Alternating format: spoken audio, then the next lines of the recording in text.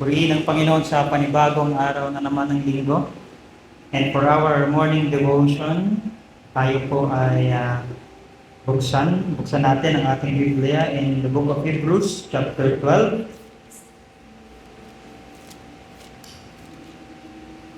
Hebrews 12 verses 5 to 10 lang. Sundan nyo na lamang po sa inyong paningin. Hebrews 12, 5 to 10.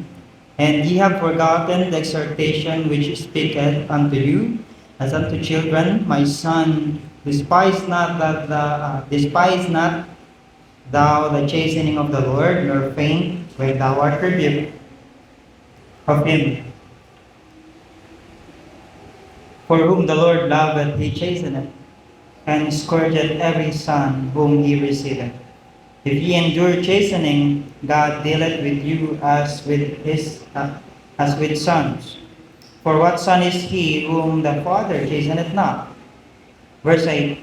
But if ye be without chastisement, whereof all are partakers, then are ye bastards and not sons. Furthermore, we have had fathers of our flesh, which corrected us, and we gave them reverence. Shall we not much rather be in subjection unto the Father of spirits and live? For they verily a few days chastened us after their own pleasure, but he for our profit, that we might be partakers of his holiness. Tayo po isang na manalangin. Our heavenly loving Father, thank you for loving us unconditionally. Thank you for every good gifts na ipinagkakaloob nyo sa amin na inyong mga anak. Thank you for the privilege na ang bawat isa sa amin ay mapaglingkuran ka. Thank you for every mercy, grace, and faith na palagi mong in-embrace sa amin. And this morning, Lord, we humbly come before you asking again for the forgiveness sa aming mga nagawang pagkakasala, sa mga nakalipas na araw, sa mga bagay na dapat namin ginagawa pero hindi namin nagagawa, at sa mga bagay na sinasadya namin gawin kahit na alam na namin mali. Patawarin niyo kami, Panginoong Diyos, for every sins na aming nagagawa sa inyo. Dalangin namin, Panginoon, napakabanalin mo kami so that ang aming mga gagawin sa araw na ito ay makapagbigay ng kapurihan sa iyong pangalan. Dalangin namin, Panginoon, na pagpalain mo ang iglesia nito, natan din ang mga kapatid namin na papunta pa lamang. And sa aming morning devotion ay paalalahanan mo muli kami ng iyong salita. Purihin ka, Panginoon, ito po ang aming dalangin. In Jesus' name we pray. Amen. So, muli magandang umaga po sa ating lahat. Sabi ni Charles Spurgeon, God's people can never, by any possibility, be punished for their sins.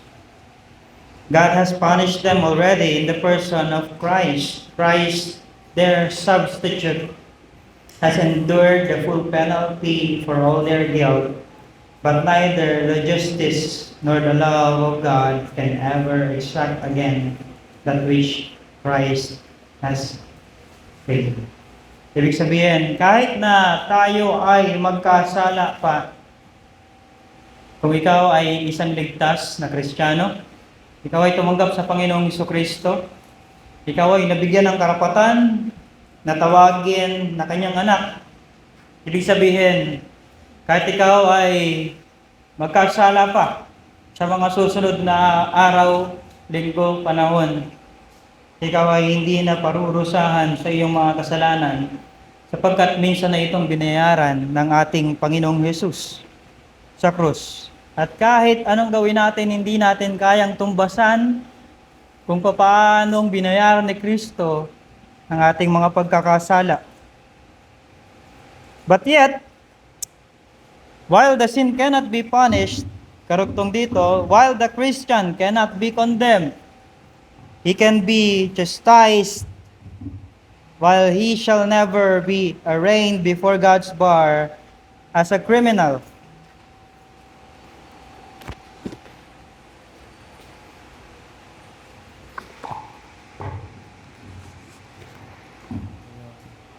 and be punished for his guilt.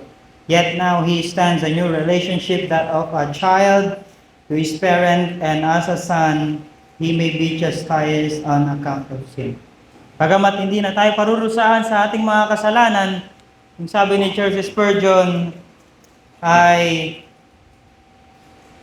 meron tayong panibagong ugnayan or ibang ugnayan na kung saan dito kapag tayo ay nagkasala bilang isang ama at anak, yung relasyon na ito, the relationship of a child to his parent, na kung saan kapag tayo ay nakagawa ng mga mali, kasalanan sa Diyos, tayo ay kanyang parurusahan or itutuwid, papaluin. Diba? At marami sa panahon natin ngayon ay napakahirap na pong i-distinguish ng salitang kasalanan. Sapagkat sa mata ng marami, ang kasalanan ngayon ay nagiging tama na. As long as wala tayong inaapakan ng tao. Yan ang dahilan ng karamihan. But God's view is very different. Kung gaano siya kagalit sa kasalanan at the time of creation, ay ganun pa rin po ang kanyang galit sa kasalanan, even unto the end of the earth. Now, in these verses nating binasa, makikita natin in verse 5 to 7 yung father's affection for his children. Makikita natin dito that the Lord disciplines those He loves. And God is treating them as His sons. Makikita natin, and ye have forgotten, or basahin ko sa Tagalog, in verse 5, at nakalimutan na ninyo ang ibinigay na lakas at pag-asa na itinuro sa inyo bilang mga anak. Aking anak, huwag mong babaliwalain ang pagdisiplina ng Panginoon. Nilayo ang iyong puso kung ikaw ay kanyang itinutuwid. Sapagkat ang Panginoon ay nagdidisiplina sa sino mang minamahal niya at pinarurusahan niya ang bawat anak na kanyang tinatanggap. Verse 7, tiisin ang pagsubok bilang pagdidisiplina. Nakikitungo ang Diyos sa inyo bilang mga anak, sapagkat sino bang anak ang hindi dinidisiplina ng kanyang ama? So, kung ako ang tatanungin, sa aking flesh father, ako po ay hindi nakaranas ng pagdidisiplina ng aking tatay. Pero, on the other side, yung aking nanay po ang gumawa ng part na yon. Kung pagdidisiplina at pagdidisiplina, maraming parte sa katawan ko ang nasugatan dahil sa tinatawag na disiplina ng aking nanay. But ang sabi ng verse 7, sino ba naman ang ama na hindi gustong maging matuwid ang kanyang anak? But my question for this morning is, if we assess ourselves, kailan yung huling panahon na naalala natin that we are chastened by God? Meron bang panahon sa ating buhay na naranasan natin na itong pinagdadaanan ko ngayon ay bunga ng pagtutuwid ng Diyos sa akin, na ako ay pinapalo ng Diyos dahil mali yung ginawa ko? Meron pa ba tayong naalalang ganong moment sa Diyos? Kasi isa ito sa pinakamagandang memory natin sa Diyos dito sa mundong ito. No, mararamdaman kasi natin na kapag tayo ay tinutuwid, lalong-lalo na ng Diyos, dito natin nararamdaman na may pakialam siya sa atin, na ayaw niya na tayo ay malayo sa Kanya. Kapag kayo ay nagkakamali sa inyong mga magulang, mayroong mga magulang na talagang hindi rin marunong magdisiplina. Sasaktan ka lang physically. Pero yung lesson, kung bakit kanya ginagawa ng ganoon, ay hindi niya na-i-express ng maayos. At meron din namang mga magulang na kahit hindi paluin, but the lesson ay itinuturo niya doon sa anak, pinagagalitan niya, and ipinare-realize niya doon sa kanyang anak na mali yung ginawa mo, and this is the right thing to do. Pinatatawad na kita kung inaamin mo na ikaw ay nagkamali. Kami noon, dapaan pa eh. Ha? Pila kayong tatlo dyan, nakatapa kami lahat. Eto, parusa dahil mali ka, sinagot mo ako.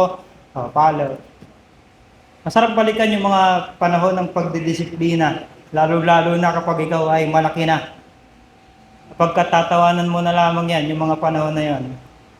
Pero sa Diyos, kahit ikaw ay tumanda na, maaari ka pa rin disiplinahin ang ating Panginoon. Sapagkat bilang isang ama, Gusto niya na tayo ay hindi malayo sa kanyang kabanalan.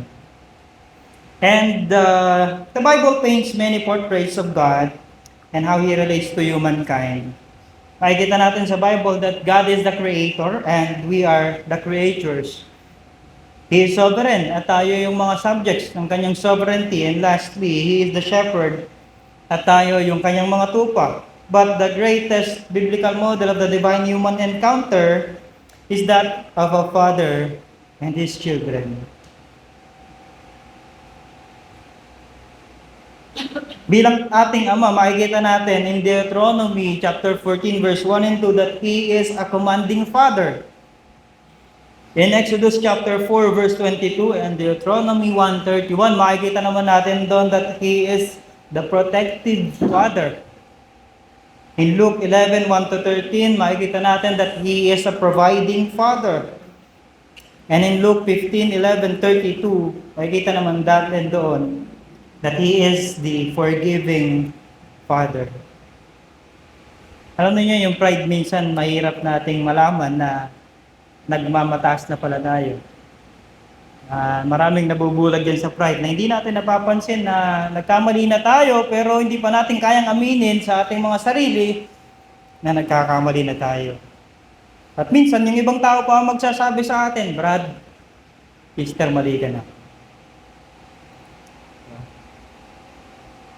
So sino magsasabi sa atin that okay pa tayo? Sino magsasabi sa atin na hindi pa natin nilalabag ang kautusan ng Diyos? Sino magsasabi sa atin that we are living in holiness up till now? Walang iba kundi ang salita ng Diyos. Ito yung ating salamin. Na kung saan ipakikita sa atin ng Diyos, oops, you are not living in holiness, my son. Oops, iniisip mo pa lang, wag mo nang ituloy. Dahil pag ginawa mo yan, parurusahan kita. Makararanas ka ng trials, makararanas ka ng problema. At kung yan ay na-acknowledge mo na yan ay pagtutuwid ng Diyos, you are blessed. Pagkat naalala mo ang Diyos. At alam mo na ang Diyos ang nagtutuwid sa iyo. Kaya yung sa second part, makikita natin from verse 7 again to verse 10, makikita natin that the Father the Father's correction of His children.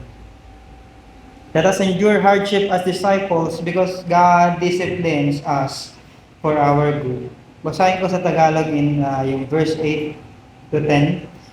Verse 8, ngunit kung kayo ay walang disiplina, kung saan tayo ay dapat kabahagi, kung gayon hindi kayo mga tunay na anak at anak sa labas.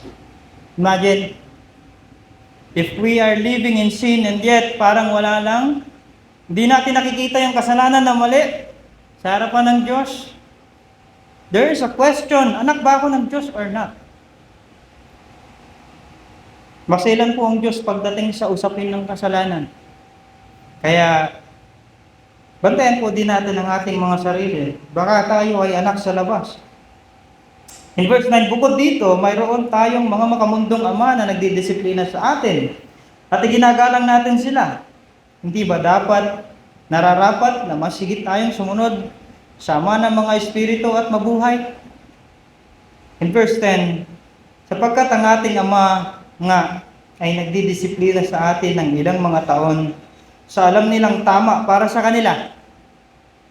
Notice this, merong mga ama na kung ano yung alam nilang tama sa pagpapasunod, pagpapalaki ng mga anak, ay yun ang kanilang ipinatutupad. And yet, kahit alam natin nung tumanda na tayo na mali yung paraan nila ng pagpapasunod sa atin, still, sinusunod pa rin natin sila because they are our Father. Diba? Mahal natin sila. Ganon din ang aking nanay, ganon din ang aking mga tito-tita. If kung walang mga magulang na nagdisiplina sa inong bata ka, kung ano yung sa pananaw nilang tama, ito yung kinatutupad nila, pero kahit hindi tama, minsan talagang sinusunod pa rin natin at hindi natin maintindihan kung ano yung mga reason nila, kung anong basis nila ng kanilang discipline. Still, we honor them because mahal natin sila bilang ating mga magulang. And last part, subalit tayo ay dinidisiplina ng Diyos upang tayo ay makibahagi sa kanyang kabanalan. Mga kapatid, it is very masarap sa pakiramdam po, mga kapatid, na makita natin yung ating mga sarili na pinapagalitan tayo ng Diyos dahil tayo ay nagkamali.